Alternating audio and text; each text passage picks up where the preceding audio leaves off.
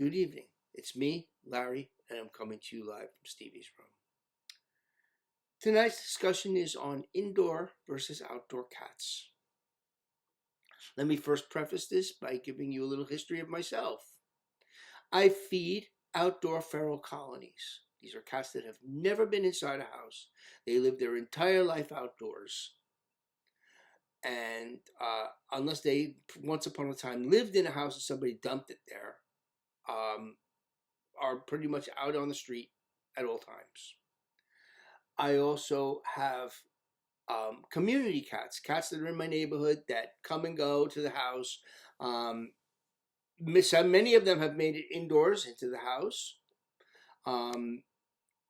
but there are others that are still community cats. I live in a cat unfriendly neighborhood. That means that my neighbors do not like them. And I have one neighbor that has brought great harm to them. And so that is but I have lived in neighbors that are cat friendly or friendlier. You never know. That the hater is always out there. I don't care where it is.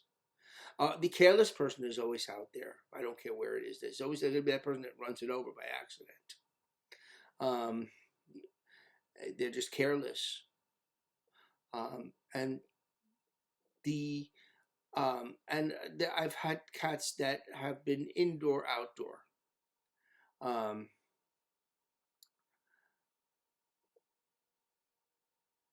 I'm going to say something, and I'm going to say it right out of the gate.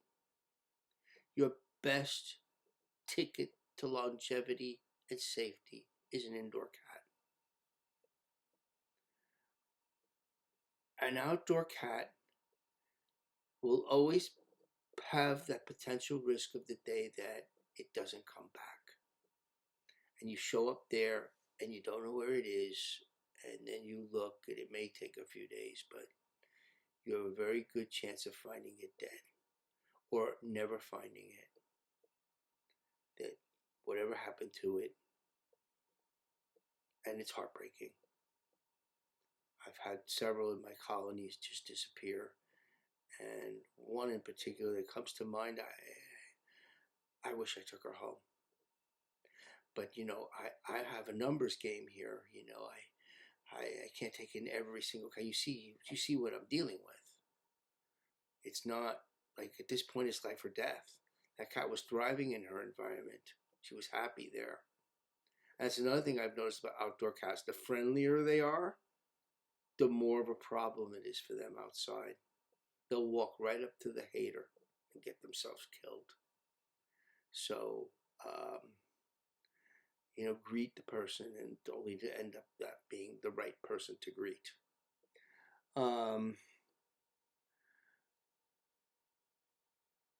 You can't beat the safety. Now, there are problems that can develop indoors.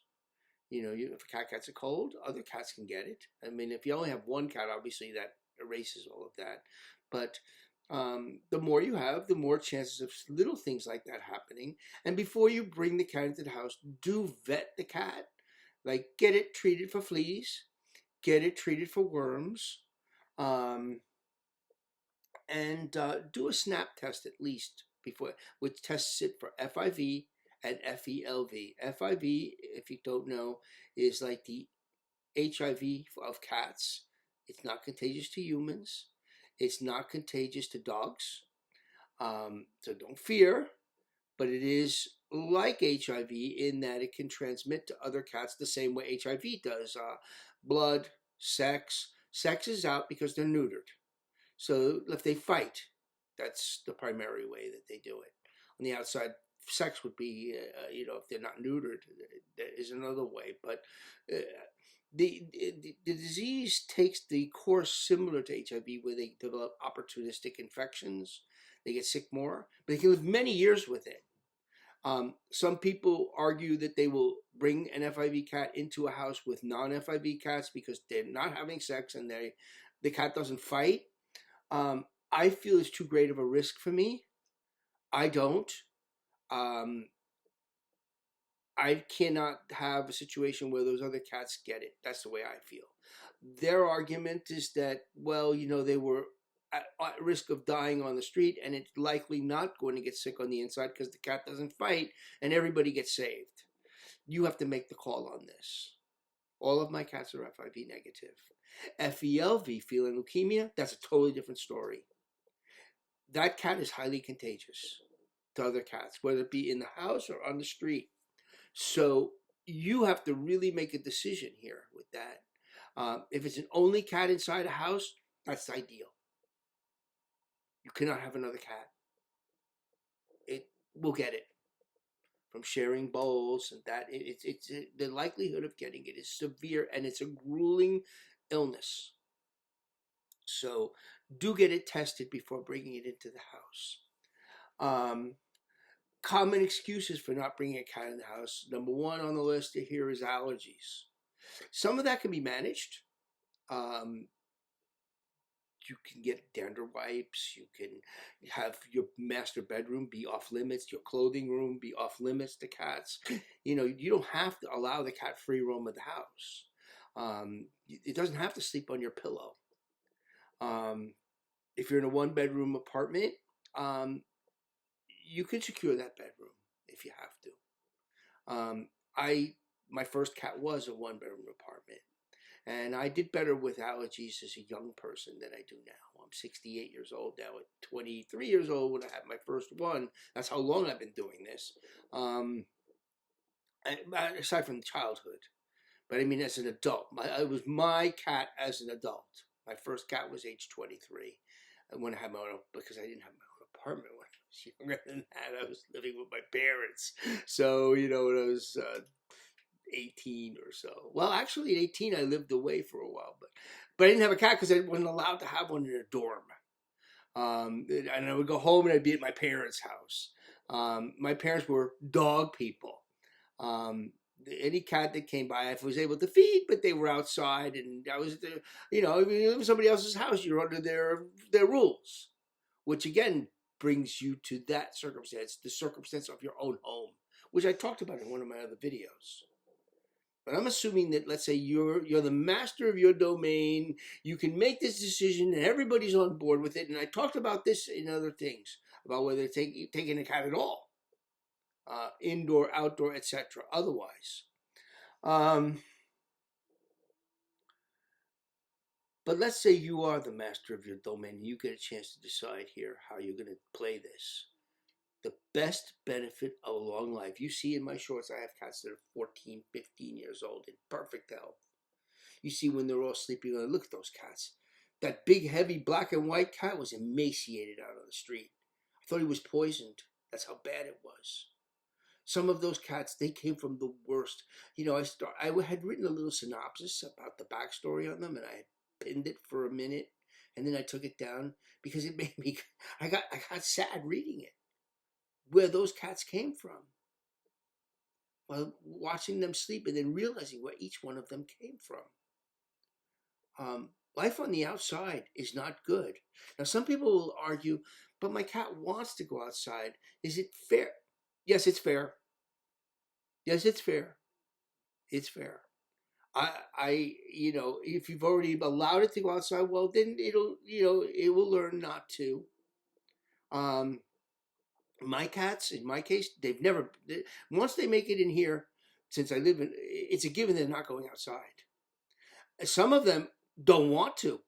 Most of them came from such a bad place that the idea of getting outside of this is like paradise to them.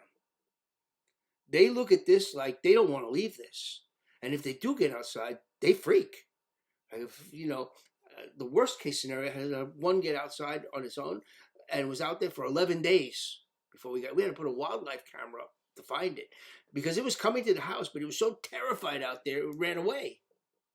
And it was coming here. We put catnip outside. Those are things to do. Let's say the cat does get outside your house. How do you get it back? Probably should do a video on that. There are ways to try and get your cat back. It's near. It doesn't. Just because it got out doesn't mean it's only happened once where it got out for like really got out. I've had it where it got like halfway out and I got it back in immediately. But these are years of doing this. The one that got out that really got out, Um, so indoors are really the way to go. Though, like I said, that day that cat doesn't come back, you'll remember this, and you can avoid that. It's 100% preventable. And what if a cat is indoors and has an accident in the house? I mean, look, it can happen.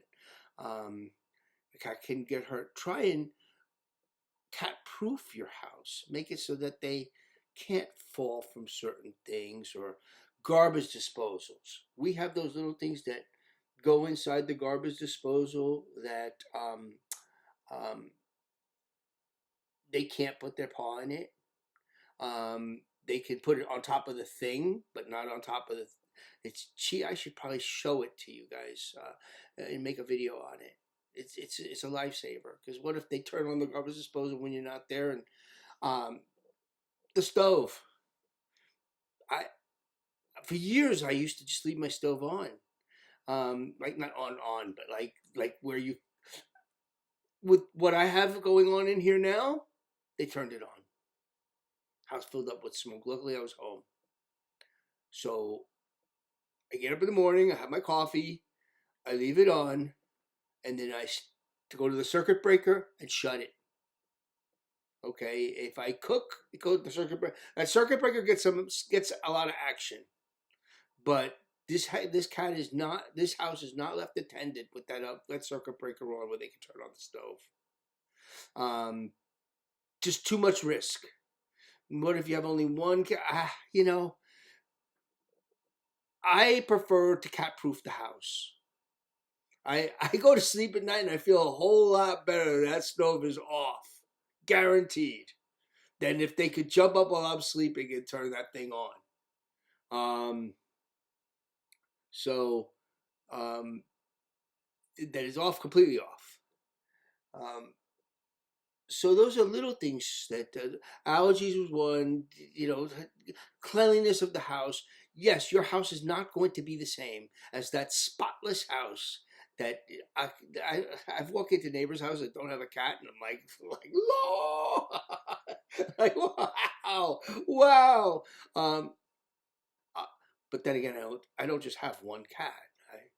I have a whole committee. So, and as my housekeeper says, my housekeeper is a cat savvy person. She's a trapper. She does cleaning homes as a side thing to her trapping. And she said to me, when you have a house that has animals, you have to realize right out of the gate it's a different house, and you have to treat it as such. She uses cleaning products that are safe to cats. In fact, I was scrolling YouTube videos, and this young woman had a cat that the eyes were all watery. She took it to the veterinarian, wondering, was the cat going blind? No, it wasn't going blind. It looked like an irritant, and I was right. That's what the vet treated it for too. She cleaned it. She used fluid, and the cat got it in the paws and put it in the eye. You want to use vinegar as the cleaning fluid of choice. White vinegar, cheap, neutralizes the scent of urine if there's an accident, and cleans. You can't beat it, and it's cat safe. You can't beat it. White vinegar with a little water, bingo. You've got. If you ever have any doubts, there's so many things you can do to make your cat's life easy. Another thing that people is that they're worried about their furniture. All of a sudden their 1980s furniture means so much. Just look. All kidding aside, the cat can put some wear on your furniture. If you notice on my furniture, I have these waterproof things that go on them. They're covers. They're not those plastic seat covers that your great grandparents have, but they are protected. Underneath that is a couch, which took a beating before I learned about these things. But yes, there actually is a pretty couch underneath that thing. And that brings me to people. Obviously, if you have only one cat, that's not going to be the same as if you have a shindig like I got going on here. But I do think that if you have only one cat, your best bet when you have company over is to put the cat in the other room. don't put the ideal situation is to not have the cat or dog. I especially say this to people with dogs. You don't want to have a dog bite or scratch anybody. You really want to do everything you can to protect the animal from people. The people. Your friendship can be tested with those types of things.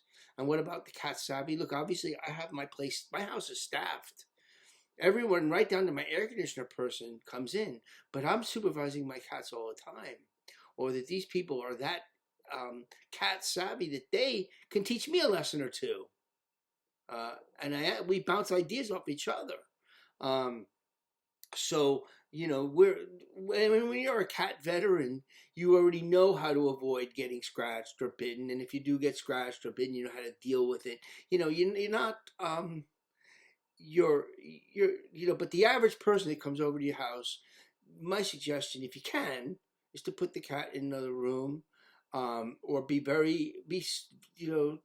realize that you don't want to have a situation where the cat scratches or bites somebody. Those are some of the reasons that people don't bring them in. There's too many reasons why you shouldn't leave them out. The car, the psycho neighbor that poisons them, hurts them, the car that hits them, the elements of outside, the cold, the rain, the fact that they're sleeping on a pile of rocks, the fact that the dog in the neighborhood was chasing after it, or the other cats that fight for because it's survival out there. It's hardcore for them. It really is. It may seem like it's fine. The sun is out. It's really pretty. Look at it. It's playing. It's climbing a tree. It's rolling around. But things can turn really bad really quick for a cat on the outside. And there's nobody there to help it. And when it turns bad, it can really turn bad. I didn't even talk about getting into wildlife. Cats are pretty savvy with things like raccoons and foxes and things. But there's wildlife that you can possum. They coexist. But the cat is exposed to all that on the outside that you've spared it from on the inside. So those are all things that insects, I have a friend whose dog died being bitten by a brown recluse spider. I have never seen a cat get bitten by an insect and die, although there have been a few cats that I have in colonies that have appeared without a mark on them. My usual thought right off the top is that some person did something bad.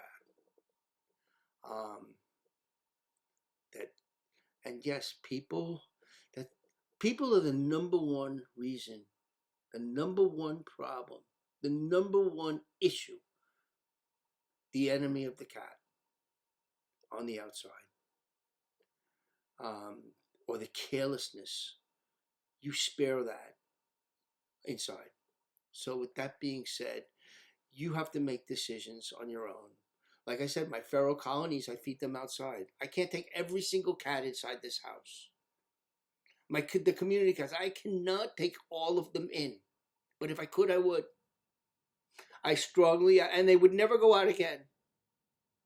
I've seen too much bad on the outside. So, thanks for listening, and good night.